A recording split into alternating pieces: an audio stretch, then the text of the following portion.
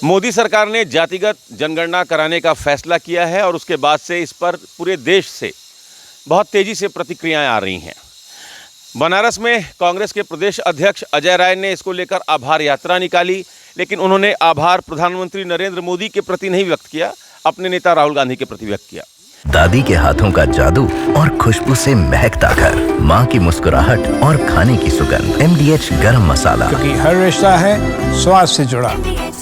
चंदौली के समाजवादी पार्टी के सांसद वीरेंद्र सिंह जी ने धन्यवाद दिया, लेकिन धन्यवाद उन्होंने प्रधानमंत्री जी का नहीं दिया, अपने नेता अखिलेश यादव का किया। यही हाल हर पार्टी और उसके नेता का है। जितनी भी पॉलिटिकल पार्टी हैं इसका श्रेय लेने के लिए बिल्कुल आगे आगे कूद रही हैं और कह रहे हैं हमारे दबाव में सरकार को ये मानना पड़ा। हालांकि सच ये भी है कि सरकार जातिगत जनगणना पर बहुत सोच समझकर नपे तुले शब्दों में अपनी बात रख रही थी और सरकार से जुड़े जो सहयोगी दल हैं, चाहे वो ओम प्रकाश राजभर की सुभाषपा हो या अनुप्रिया पटेल जी की अपना दल सोनेलाल गुट हो, वो भी नपे तुले शब्दों में ही सही लेकिन वो मांग कर रहे थे। अब जब फैसला हो गया है तो बनारस के लोग इस पर क्या सोच रहे हैं, क्या विचार रख रहे हैं, ये समझने के लिए हमारे साथ अधिवक्ता समाज के लोग हैं और हम उनसे समझ लेते हैं। ये जो फैसला हो गया भाई साहब कि अब जातिगत जनगणना होगी, जो जानकारी मिल रही है अप्रैल 2026 से इसकी शुरुआत होगी, आप इसको किस तरीके से देख रहे हैं? देखिए, ये बहुत साहसिक और अच्छा कदम है और मुझे लगता है कि इस सरकार और इस नेता के अलावा कोई कर भी नहीं सकता था, भूतो न भविष्यति। क्योंकि मुझे लग रहा है कि ये जनगणना शायद आज़ादी के पूर्व ही हुई थी, आज़ादी के बाद किसी ने नहीं कराया है। कुछ सर्वे हुए हैं लेकिन जाति जनगणना नहीं हुई है। जनगणना होनी चाहिए, लेकिन साथ ही मंडल कमीशन की वो रिपोर्ट भी दाखिल होनी चाहिए। मंडल कमीशन पे वो कार्य भी होना चाहिए जिसमें जिसने जिसके अधिकारों को आज तक लूटा है उनको उस क्रीमी लेयर से बाहर करना चाहिए, जो लोग उसका लाभ ले रहे हैं। जैसे मायावती जी थी या उनकी पार्टी के कुछ ऐसे नेता हैं, स्वामी प्रसाद मौर्य हैं, या भी जो भी उस रेंज में आते हैं, उस दर में आते हैं, जो संपन्न होने के बाद, क्योंकि बाबा साहब ने ये कहा था कि 10 साल तक जो लोग उस व्यवस्था में रहेंगे और संपन्न हो जाएंगे उनको उस व्यवस्था से बाहर भी करना चाहिए। मतलब तो कास्ट में भी क्लास देखना हो। हाँ, सरकार को भी समीक्षा करनी चाहिए, क्योंकि गरीब ब्राह्मण का भी तबका आज घर के लिए, छत के लिए, सिलेंडर के लिए पड़ा हुआ है, लेकिन अधिकारी मजबूर हो जाते हैं क्योंकि वो उस कंडीशन में नहीं आता है, उस क्राइटेरिया में नहीं आता है, नीति का लाभ नहीं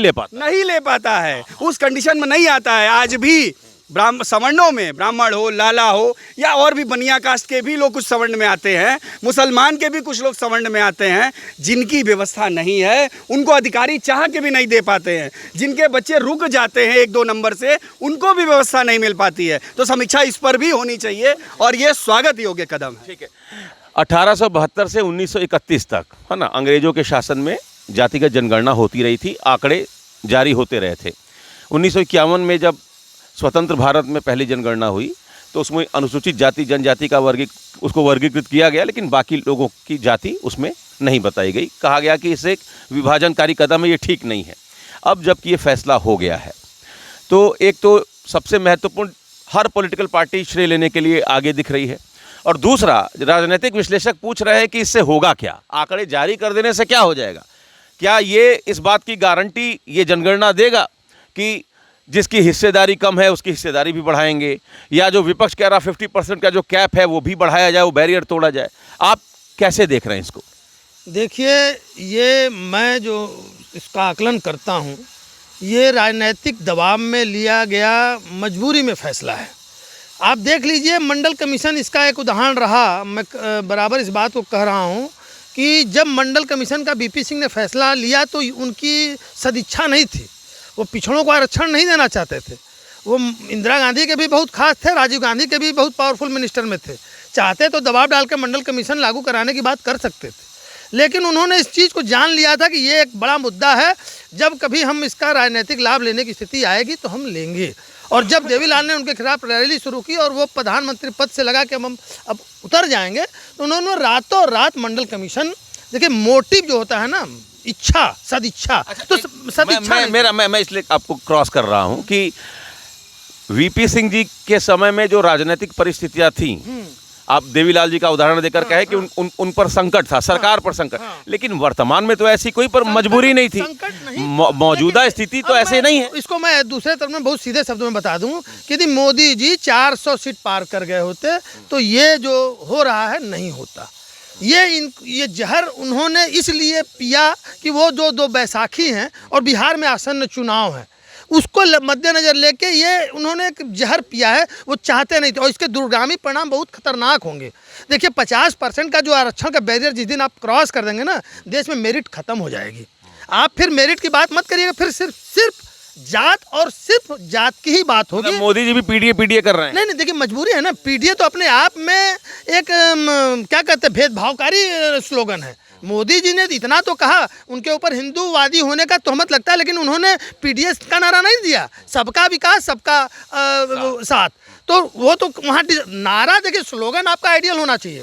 समाजवादी पार्टी का तो स्लोगन ही अपने आप में डिफेक्टिव है और एक वर्ग विशेष के लिए है। नहीं, देखिए बिल्कुल हमारे आदरणीय नेता श्री अखिलेश यादव जी ने सदन में बड़े ज़ोरदार तरीके से इस बात को उठाया था कि जातीय जनगणना होनी चाहिए और निश्चित तौर पर होनी चाहिए, और ये उन्हीं का दबाव था कि सरकार यह कराने पर मजबूर भी हो रही है।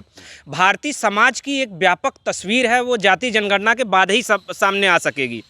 संसाधनों का समान वितरण सुनिश्चित होगा। इससे लोगों में सामाजिक असमानता दूर करने के लिए यह बेहद ज़रूरी है कि जाति जनगणना सामने आए। ओबीसी वर्ग की दशा और दिशा को सुधारने के लिए यह बहुत ज़रूरी है कि जाति जनगणना हो, और भारतीय संविधान का अनुच्छेद 340 भी इस बात को कहता है कि जाति जनगणना होनी चाहिए। अगर जाति जनगणना होगी तभी जो ओबीसी वर्ग के लोग हैं उनके लिए जो आयोग की नियुक्ति की सिफारिश होती है वो बेहतर तरीके से नीतियों को बनाएंगे।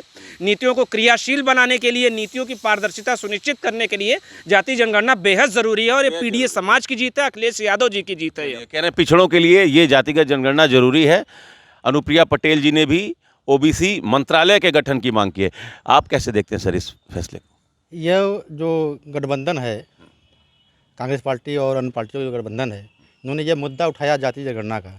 उसमें यह मुद्दा है कि जो हर जातियां हैं उनको बराबर का हक मिले, चाहे कोई भी जात हो। उसमें गरीब तबका का जो नाम आ रहा है वो भी उसमें सवर्ण लोग हैं। ऐसा नहीं कि कोई गरीब केवल ओबीसी और एससी में है। उसमें कहा जा रहा है एससी का, ओबीसी का और ये गरीब को होगा। सबका जाति गणना किसकी स्तर का है, तो उस आधार पर उनको समानता का अधिकार दिया जाएगा। उसको उस आधार पर उनको उठाने के प्रयास किया जाएगा, समाज में लाने का प्रयास किया जाएगा। उस जो मुद्दा उठाया गठबंधन ने, उस मुद्दे को से भय से आदरणीय हमारे मोदी जी हैं डर गए कि हमारा कहीं वोट बैंक कुल खसक न जाए। मतलब विपक्ष के पीडीए के स्लोगन से और जो 240 सीट आया उससे मोदी जी डर गए हैं। वो सोच रहे हैं कि हमारा मुद्दा।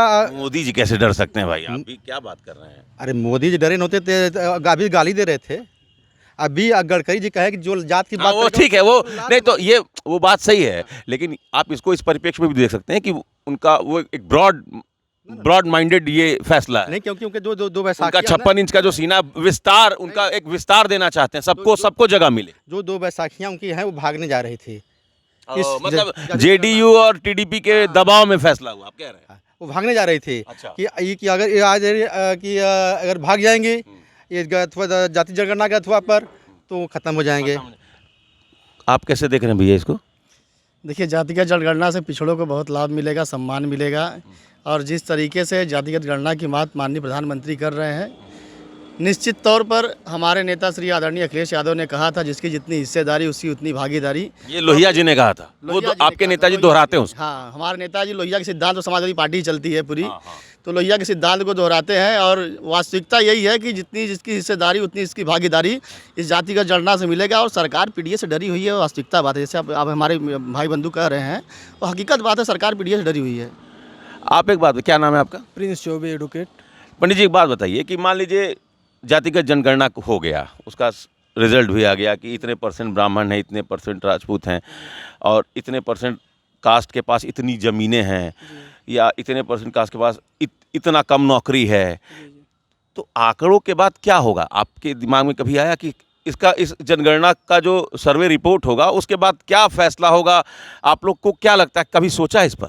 जैसे हम लोग अब आयाम जैसे अपने घर का बजट बनाते हैं, क्या है कैसे किस तरीके से करना है, तो जो जनगणना एथेंटिक जातिगत जनगणना या जो समाज की स्थिति है वो तो हर देश के पास अपना रहना चाहिए, ठीक, इसके हम पक्षधर हैं, लेकिन इसके आंकड़े होने चाहिए। आंकड़े होने चाहिए और सरकार, और ये सरकार के अलावा कोई सरकार कर भी नहीं पाती। जो अच्छी चीज़ें ला रहे हैं आज़ादी के बाद से अभी तक नहीं कर पाए।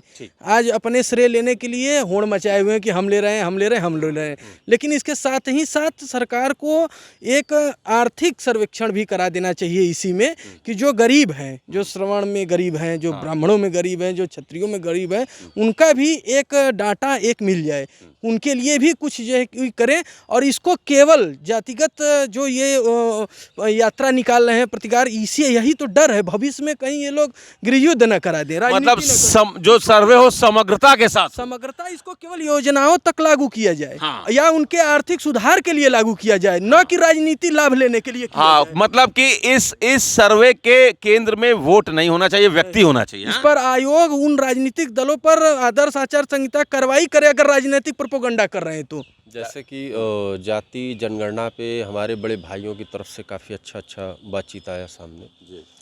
इसमें जाति जनगणना जो है वो हम जहाँ तक हम समझ पाते हैं पूर्ण रूप से गलत है। गृह युद्ध होगा ये निश्चित है।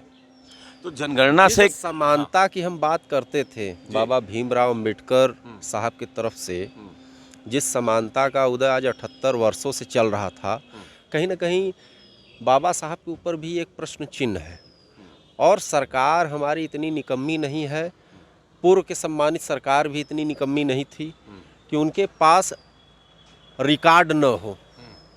सारे उचित रिकॉर्ड हैं, हर प्रकार का रिकॉर्ड है।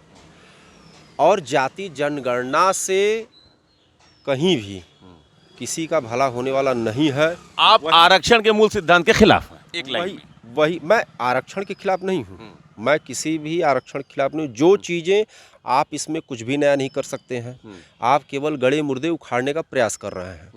इसमें सबसे ज़्यादा आज जो समानता के आधार पे ब्राह्मण यदि बनिया से शादी किया है, कोई दलित बनिया से शादी किया है, पहले ये लोग निकाल दिए जाते थे गांव घर से। आज परिस्थिति बदल गई। आज यदि आप यह जाति जनगणना कराते हैं तो फिर भविष्य में भी जातीय तथ्य बहुत पूर्ण रूप से बहुत एक मोटे हेडिंग में देखा, मतलब गड़े मुर्दे उखाड़ने वाला काम। जी जी जी बिल्कुल। तो ये एक बस एक दो लोगों से और एक दो रिएक्शन ले लेते हैं। मुझे ये बताइए कि जो सरकार आंकड़े जारी करेगी, तो आंकड़े जारी करने के बाद क्या होगा? आप कभी इस पर सोचे हैं कि इन आंकड़ों का होगा क्या, इन आंकड़ों के बाद क्या निर्णय होगा और उस निर्णय का क्या असर होगा? देखिए, हम लोगों से ज़्यादा बेहतर जो ये जनगणना करेगी, जो कमिटियां करेंगी या जो लोग बैठे हैं उसको मॉनिटरिंग करने के लिए, वो उससे ज़्यादा बेहतर करेंगे उन लोगों के लिए। लेकिन मेरे कहने का एक मतलब ये है कि जो लोग इसमें अपने आप को वो ले रहे हैं, श्रेय ले रहे हैं, जैसे अखिलेश यादव हुए। मंडल कमीशन जब लागू हुआ तो मुलायम सिंह यादव का उदय होता है, लालू यादव का उदय होता है, शरद यादव का उदय होता है और इस प्रकार के अन्य नेताओं का उदय होता है। लेकिन इस पे रामविलास पासवान, इस पे एक सवाल ये भी उठना चाहिए कि मुलायम सिंह जब उठते हैं तो मुलायम सिंह किसी अहिर के बेटे को नहीं उठाते हैं, अपने बेटे को राष्ट्रीय अध्यक्ष और मुख्यमंत्री बना देते हैं। तो वो कैसे जातीय जनगणना पे भारी पड़ेंगे? ये भाजपाइयों का एक दर्द है कि ओबीसी समाज आगे कैसे जा रहा है। नहीं, इस तरीके से आप बीच में बोलेंगे तो ठीक नहीं है। नहीं, आप बोल रहे थे मैं बोला नहीं, आप बीच में बोल रहे थे मैं बोला नहीं।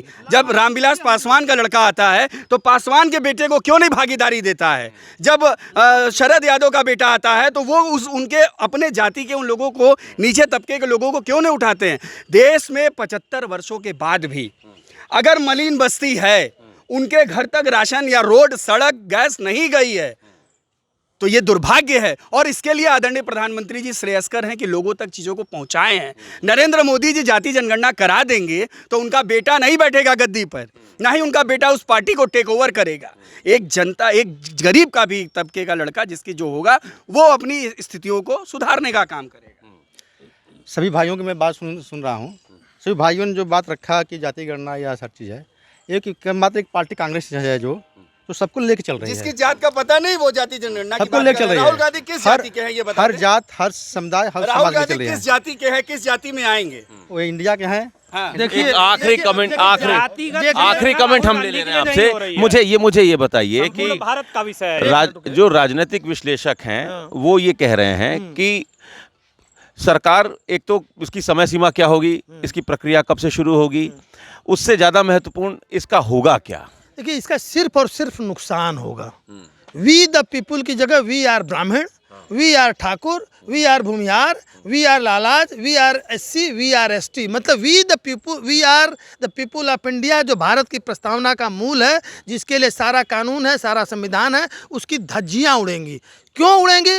क्योंकि अब देखिए मंडल कमीशन क्या इफेक्ट हुआ, जो जातिवाद इन करंट में जा रहा था वो आउट करंट में आ गया। लोग एक दूसरे से पूछने आंकड़े लगे। सामने आ जाए, इसमें क्या बुराई है? आंकड़े सामने आएंगे तो उसका भाई, आंकड़े जब सामने आएंगे तो एकदम आप लिखेंगे ना कि फलाना व्यक्ति फलाना जात का है। आपको ये डर है क्या कि अगर 2% जिस जाति के लोग 2% हैं, उनके सामने अगर 25-30% संसाधन का आंकड़ा आ जाएगा तो फिर डर है? नहीं, डर कुछ नहीं है। या फिर आपको लगता है कि फिर जो संसाधनों का वितरण है वो समान रूप से ऐसा भी फैसला हो? ऐसा कभी नहीं हुआ। नहीं, रुकिए एक मिनट, हमारी बात सुन, खत्म हो। उसका इफेक्ट क्या होगा? जैसे हमको लगा कि हम मात्र 50 लाख हैं, तो हम अपनी बिरादरी में मैसेज देंगे कि हमारी जनसंख्या बढ़ाओ। इसका जो पहला इफेक्ट आएगा, लोगों के जो अल्पसंख्यक होंगे उसमें उनको सरकार कुछ अधिकार नहीं देगी। वैसा नहीं कि उनके लिए बहुत एक मतलब जनसंख्या वृद्धि का रास्ता खोल रही है सरकार? एकदम जनसंख्या वृद्धि का रास्ता खुलेगा और उसका इफेक्ट नकारात्मक होगा। अभी भारत देश में सबको पता है, हमारे सभी भाइयों को पता है, सरकार को भी पता है 50% की संख्या पे कौन देश में मौजूद है, और हम उनकी भी जाति का, उनमें भी जातिगत जनगणना होगी। आप मुस्लिम कम्युनिटी की बात कर, बड़ी अच्छी बात है, लेकिन राजनीतिक, हम हिंदू हैं, जाति के आधार बड़ी मजबूती में बटे हुए हैं, और कोई भी सरकार हमें एक नहीं कर सकती है, ये 100% सही है। कभी से विभाजन बढ़ेगा। चलिए, तो जाति का मुद्दा आसान नहीं है। जाति का मुद्दा एक ऐसा मुद्दा है जिसको छेड़ने पर प्रतिक्रियाएं बहुत तेजी से आती हैं। ये युगांतकारी, एक क्रांतिकारी फैसला है, लेकिन इसका परिणाम क्या होगा वो तो आने वाला समय बताएगा। फिलहाल लोगों ने जो अपनी प्रतिक्रियाएं व्यक्त की हैं बनारस से, वो मिलीजुली हैं। लोगों को ऐसा लगता है कि अगर ये जो जातिगत जनगणना है इसके केंद्र में व्यक्ति रहे तो इसके सकारात्मक असर दिखाई देंगे, लेकिन अगर इसके केंद्र में वोट है तो आने वाला समय देश के लिए ठीक नहीं होगा। Amit Singh, TV9 UP, Varanasi. ये है सीक्रेट रेसिपी MDH का जीरा सब जल जीरा मसाला।